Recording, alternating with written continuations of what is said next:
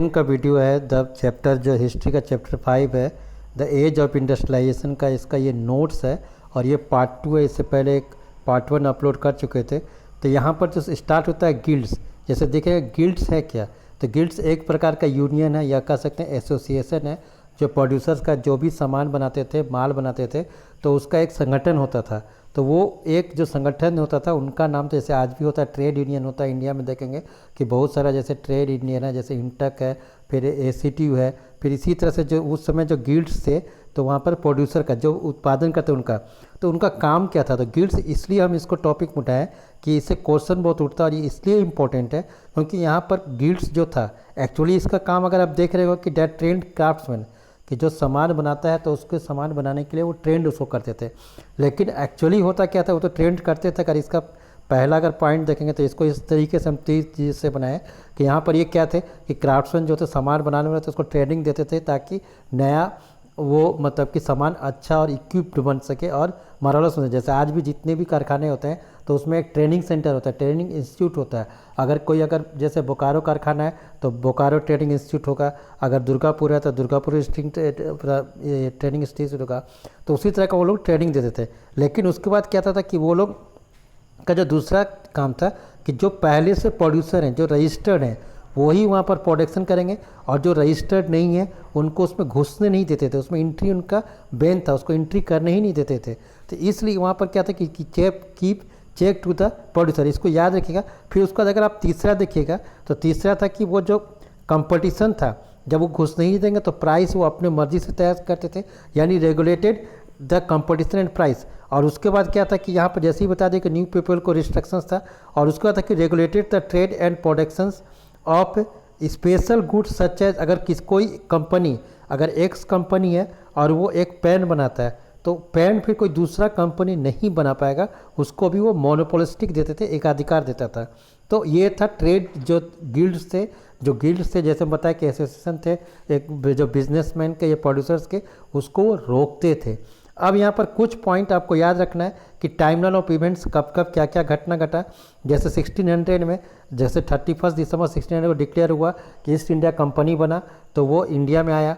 फिर 1730 में जो है आया earliest factory in England where setup, कि जो इंग्लैंड में जो पहला जो फैक्ट्री जो सेटअप हुआ 1730 में सेटअप हुआ। फिर 1760 में इंडिया जो था, जो कॉटन था वो भारत से जो कच्चा माल था, रॉ कॉटन था, वो पहली बार जो एक्सपोर्ट किया था वो मैंने इंडिया एक्सपोर्ट किया था और ब्रिटेन इंपोर्ट किया था, अपने पास मंगाया था, वो था 1760 में। फिर 1764 बहुत इंपॉर्टेंट है कि जेम्स हर्ग्रीव्स जो था स्पिनिंग जेनी का डिज़ाइन किया था। फिर 67 रिचर्ड आर्कराइट था जो कॉटन मिल का उद्घाटन किया जो पहले भी आया। फिर 1781 में था जो जेम्स वाट स्टीम इंजन बनाया। यानी देख रहे हैं कि स्टीम इंजन आने के बाद पूरा तकनीकी चेंज हो गया। फिर जो कार्ट राइट था 1785 में, वो क्या किया कि पावर लूम का इन्वेंशन किया और उसमें स्टीम पावर का यूज किया।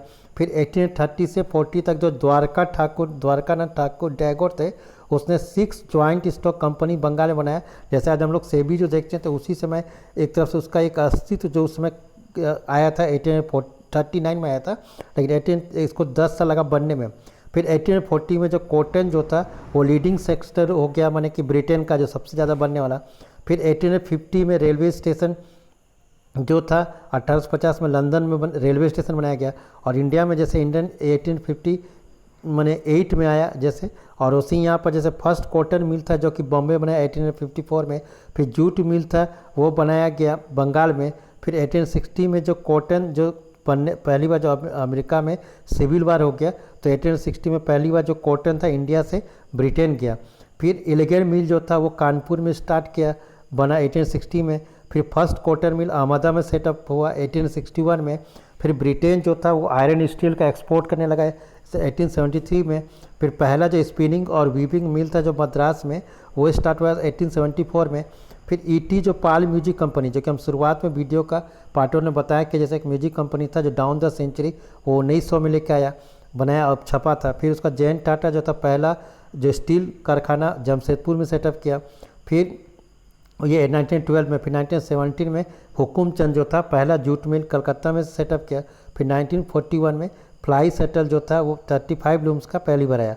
और क्या क्या याद रखना है पॉइंट्स टू रिमेंबर कि ओरिएंट, ओरिएंट मतलब होता है the country of the east, specially the east Asia को ओरिएंट कहा जाता है। कैपिटल हो गया कि जो पैसा लगाया जाता है बिजनेस में, ट्रेड में, उसका कैपिटल कहता है। सोशलिज्म की जितना भी फैक्टर ऑफ प्रोडक्शन है उसका कंट्रोल सरकार के पास होता है या किसी ग्रुप ऑफ इंडिविजुअल्स के पास होता है। फिर स्पेनी जेनी जो इन्वेंटेड था जेम्स सर्विस 1764 में बनाया, इससे प्रोडक्शन बढ़ गया। फिर स्टेपलर हो गया कि एक पर्सन जो कि सारा काम वो घर में फाइबर से करता है, जैसे ऊल का हो गया। फिर फूलर हो गया कि जो फूल्स करता है, मैंने एक मिलाता है सबको क्लॉथ को। फिर कार्डिंग हो गया कि जैसे फाइबर्स जो होता है उसको बनता है। तो इस तरह से ये वीडियो फिनिश होते हैं। Thank you.